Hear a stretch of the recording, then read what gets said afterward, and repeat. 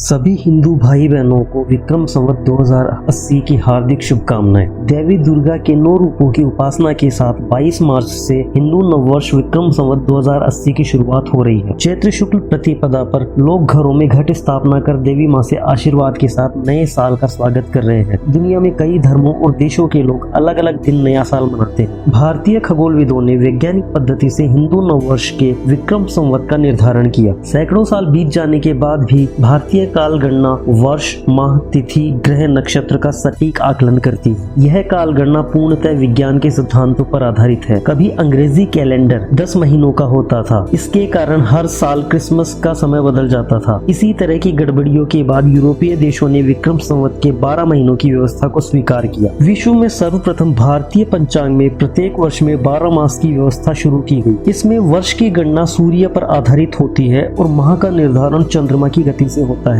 इसी अवधारणा को यूनानियों, अरबों और अंग्रेजों ने भी अपनाया। हिंदू नव संवत्सर की पद्धति में महीनों के नाम वैज्ञानिक पद्धति से रखे गए। चंद्रमा पूर्णिमा के दिन जिस नक्षत्र में होता है उसी से हर महीने का नाम रखा गया। जैसा चित्रा में होने पर चैत्र, वैशाखा में होने पर वैशाख, श्रवण में होने पर श्रावण और फाल्गुनी में होने पर फाल्गुन। दूसरी ओर अंग्रेजी कैलेंडरों में महीनों के नाम राजा रानी देवता पर रखे गए। इसका न तो कोई वैज्ञानिक आधार था और न ही इनका प्रकृति के परिवर्तन से सरोकार था। पंचांग के निर्धारण में काल गणना एकदम सटीक की गई थी। इस गणना के अनुसार चंद्रमा का 12 राशियों में भ्रमण 354 दिन में पूरा होता है। इस आधार पर 29 डेज में चंद्रमा एक राशि का भ्रमण कर लेता है। इसी आधार पर 12 महीनों का विभाजन हुआ। सूर्य और चंद्रमा की गति के अंतर से हर साल 10 दिन का अंतर आता है। इसके लिए अधिमास की व्यवस्था की गई। विक्रम संवत राजा विक्रमादित्य के समय से शुरू हुआ। विक्रमादित्य ने शकों पर विजय के उपलक्ष्य में विक्रम संवत आरंभ किया। उनके राज्य में वराहमिहिर जैसे खगोलविद थे। उनकी गणना के बाद ईसा से 57 वर्ष पूर्व विक्रम संवत की शुरुआत की गई। आइए अब जानते हैं कि चैत्र में 15 दिन बाद क्यों नववर्ष मनाते हैं। फाल्गुन के बाद चैत्र कृष्ण प्रतिपदा लग जाती है। इसके 15 दिन बाद नववर्ष क्यों मनाते हैं। मान्यता है कि कृष्ण पक्ष के दौरान 15 दिन चंद्रमा के घटने से आकाश में अंधेरा छाने लगता है। सनातन धर्म का आधार अंधेरे से उजाले की ओर बढ़ने का रहा है। इसी कारण चैत्र में 15 दिन बाद शुक्ल पक्ष में चंद्रमा का आकार बढ़ने से उजाला बढ़ता है। इसी कारण प्रतिपदा तिथि से हिंदू नववर्ष मनाया जाता है। आइए चैत्र माह की प्रतिपदा से जुड़े हुए कुछ और फैक्ट्स भी जानते हैं। चैत्र प्रतिपदा के दिन ही ब्रह्मा जी ने सृष्टि का निर्माण किया। चैत्र प्रतिपदा के दिन ही सतयुग शुरू हुआ और कालचक्र का पहला दिन भी इसे माना जाता है। भगवान राम ने बाली का वध भी चैत्र प्रतिपदा के दिन ही किया और चैत्र प्रतिपदा के दिन ही भगवान झूलेलाल की जयंती भी मनाई जाती है। पांडवों के सबसे बड़े भाई युधिष्ठिर भी इसी दिन राजा बने थे और चैत्र प्रतिपदा के दिन ही आर्य समाज की स्थापना भी की गई थी। अगर आपको ये वीडियो अच्छा लगा तो इस वीडियो को लाइक और ज्यादा से ज्यादा शेयर कीजिए और चैनल को सब्सक्राइब कर लीजिए ताकि इसी तरह के हिंदू धर्म से रिलेटेड जितने भी वीडियोस है वो आपको मिलते रहे।